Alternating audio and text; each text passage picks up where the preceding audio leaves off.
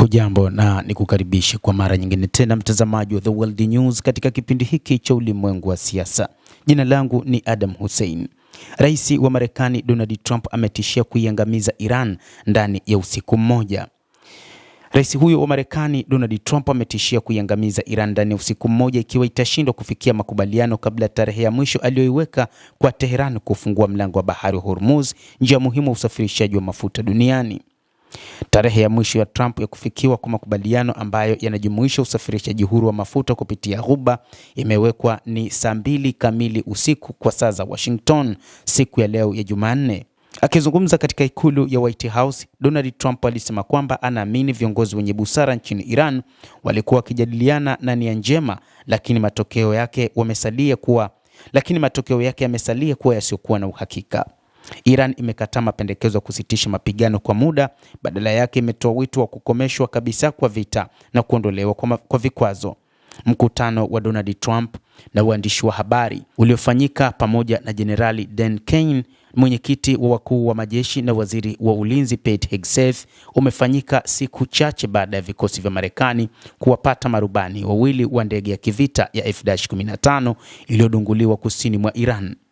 Ingawa sehemu kubwa ya matamshi ya Trump yaliangazia kile alichokielezea kama uokoaji wa kishujaa wa marubani, alirudia tena onyo lake kwa Marekani inaweza kuanzisha mashambulizi dhidi ya miundombinu ya nishati na usafiri ya Iran ikiwa mlango wa bahari wa Hormuz hautafunguliwa tena katika kufikia tarehe ya mwisho ya ukomo ambayo ni siku ya leo ya Jumanne. Nchi nzima inaweza kuangamizwa kwa usiku mmoja, na usiku huo unaweza kuwa kesho usiku, kwa maana siku ya leo ya Jumanne. Alisema hayo siku ya jana ya Jumatatu jioni. Mara tu tarehe ya mwisho itakapopita, Trump aliongeza, Iran itarudishwa katika enzi ya mawe. Hawatakuwa na madaraja, alisema. Hawatakuwa na viwanda vya umeme, alieleza zaidi rais huyo wa Marekani. Licha ya Iran kukataa matakwa ya Marekani hapo awali, Trump aliendelea kuonyesha matumaini makubwa kwamba Iran ilikuwa ikijadiliana kwa nia njema baada ya safu ya mfululizo ya uongozi wa Iran kuuawa katika mashambulizi ya Marekani na Israel.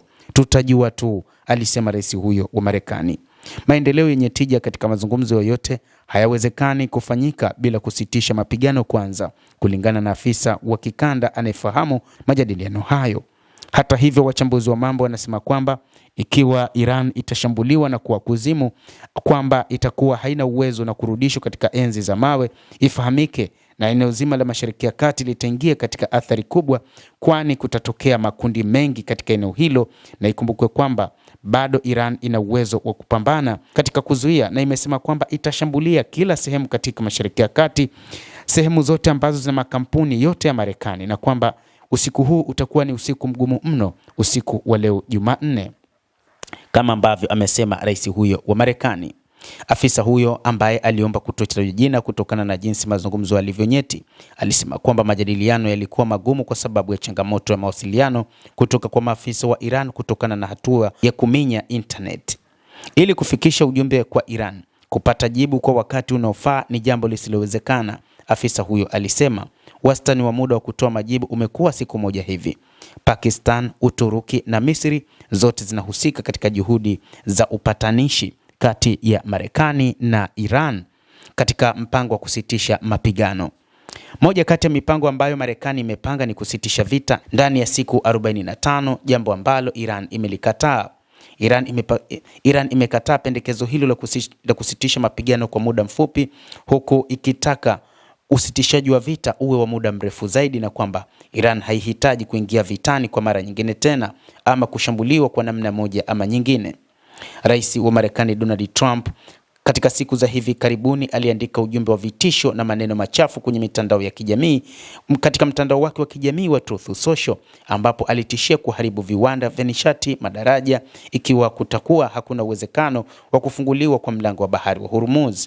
Na wakati anazungumza na waandishi wa habari siku ya jana Jumatatu, Trump aliulizwa kwa nini alitumia lugha chafu kama hiyo katika ujumbe kwenye mtandao wa kijamii wa Truth Social, akirejelea matusi aliyotumia katika tisho lake la hivi karibuni kwa Iran kufungua mlango wa Hormuz. Rais huyo alisema, ni kwa ajili tu ya kueleza hoja yangu. Nafikiri umewahi kusikia maneno kama hayo hapo awali, alisema rais huyo wa Marekani. Kama tulivyoona, Trump anadai kuwa hii ni njia moja ya kueleza hoja zake, lakini kwa wachambuzi wa masuala ya kisiasa wanasema kwamba ni kiashiria kuwa Trump ana tabia ya kwenda mbele na kurudi nyuma, kumaanisha kuwa leo atasema hiki na kesho atazungumza jambo jingine. Watu wakiwa bado wanatafakari, amezungumza jambo jipya lingine.